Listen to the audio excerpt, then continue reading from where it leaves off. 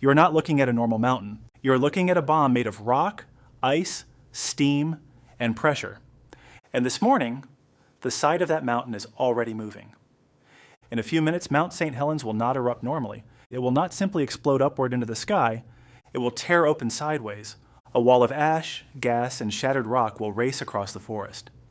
If you are too close, there is no outrunning it. There is no shelter strong enough, no road fast enough, no warning loud enough to save you once the blast begins. It is Sunday morning, May 18th, 1980. You are in rural Washington near Mount St. Helens. You carry a canvas backpack, a folded paper map, and a 35mm camera. You came because the volcano has been in the news for weeks. There have been earthquakes under the mountain. There have been steam blasts from the crater. Small ash clouds have already warned people that pressure is building. Scientists have been watching the volcano every day. They know the mountain is dangerous. They know something is changing underground. But even they do not know exactly when the final moment will come. From the road, it almost looks peaceful. Tall evergreen trees line the quiet highway. Cold morning air hangs low between the trunks. Old pickup trucks pass by like this is any other Sunday. A few people stand near turnouts, pointing cameras toward the summit. Some speak quietly, some laugh. Some just stare. Above the forest, Mount St. Helens rises like a perfect cone. Snow covers the top. Dark rock cuts through the lower slopes. It looks beautiful enough to photograph. That beauty is what makes it dangerous, because the mountain is already broken. For weeks, the north side has been swelling outward. Magma underground is pushing into the volcano like a fist behind a wall. The slope is bulging. The snow and rock are cracking. The entire face of the mountain is weakening.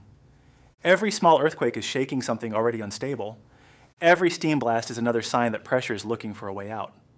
Some roads are already closed, some areas are marked as restricted, but people are still nearby. Campers wait in the forest. Photographers aim cameras at the volcano. Locals watch from roads, homes, and turnouts. Workers still move through the surrounding valleys. Everyone believes distance will protect them. You stop at a roadside turnout and lift your camera. Through the lens, the mountain looks wrong. The north face is not smooth anymore. It looks heavy, bent outward, almost swollen, like something inside is trying to escape. You adjust the focus and try to hold the camera steady. Then the ground trembles under your boots. It is not enough to knock you down, but it is enough to make the trees shake. Loose gravel clicks against the road. Your truck mirror vibrates. The camera strap moves against your chest. You lower the camera. A low rumble rolls through the valley, then silence returns too quickly. The forest feels empty. No birds, no voices, no wind. A radio inside a nearby truck crackles with updates. The volcano is active and the danger is real, but no one knows the exact minute it will fail. That is the terrifying part. The warnings are everywhere, but the final second still arrives suddenly. You look back at the road. It curves through the trees and disappears into gray, morning mist. If something happens, this is your only way out. Then the ground hits hard. At 8:32 in the morning, an earthquake shakes Mount St. Helens. You stumble against the truck. Your camera swings from your neck. The trees groan around you. The road seems to roll beneath your feet. For a moment, your mind cannot understand what your eyes are seeing. Then the impossible happens.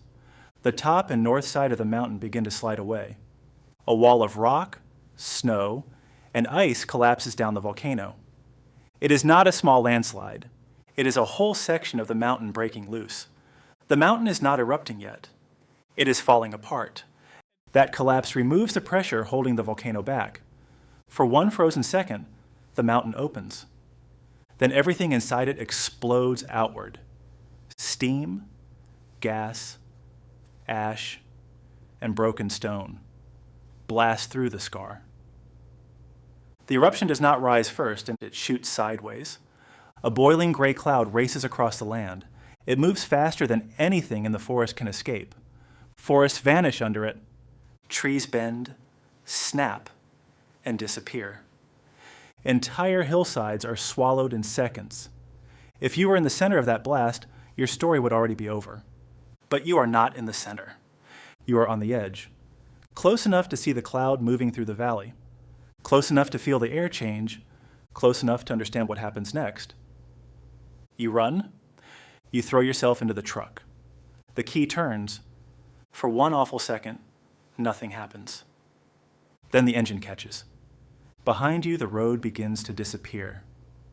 Ahead of you, the sky is still open. But not for long. You slam the truck into gear and drive. Gravel sprays behind the tires. Branches scrape across the windshield. The steering wheel shakes in your hands. The volcano keeps exploding in the mirror. A massive ash column punches into the sky. It rises higher than any storm cloud you have ever seen. The top of the plume spreads outward, turning the morning into something that feels unreal. But the danger is not only behind you. Ash begins falling around the truck. At first, it looks like dirty snow. Then it thickens. The windshield turns gray. The road loses its edges. You switch on the headlights. They barely help. The world shrinks to a few yards of road in front of you. Cars slow ahead of you. Brake lights glow weakly through the ash. People step onto the road with shirts over their mouths. Some are coughing. Some are looking back.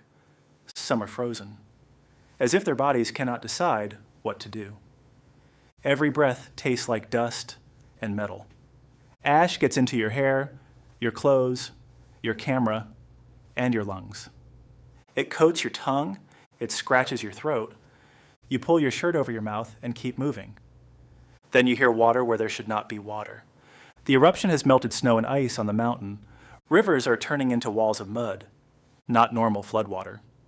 Gray volcanic concrete, filled with logs, boulders, ash, and broken trees. You reach a bridge. The river below is rising fast. The water is thick, violent, and gray. Tree trunks slam into the banks. The bridge shakes before your tires even reach the middle. You cannot wait. You cross. The truck rattles over the bridge. The muddy river roars beneath you. Behind you, ash swallows the road. Ahead, daylight fades into a strange, gray darkness. By late morning, the world looks unfinished. No blue sky, no green forest, and only ash. Engines begin to fail. Cars sit abandoned on the shoulder. People walk through the gray with cloth over their faces. Their footprints vanish almost as soon as they make them. You keep moving because stopping feels worse. Miles away, towns turn dark in the middle of the day. Streetlights glow under the ash cloud. Roofs, roads, and fields disappear beneath gray dust. And near the volcano, the landscape has been erased. Forests flattened, lakes choked, roads broken, bridges gone. Places that existed that morning are suddenly unrecognizable. When you finally reach safer ground, you turn around. Mount St. Helens no longer has the same shape. The perfect cone is gone. A massive crater opens to the north. The mountain looks bitten apart. It is still there, but it is not the same mountain.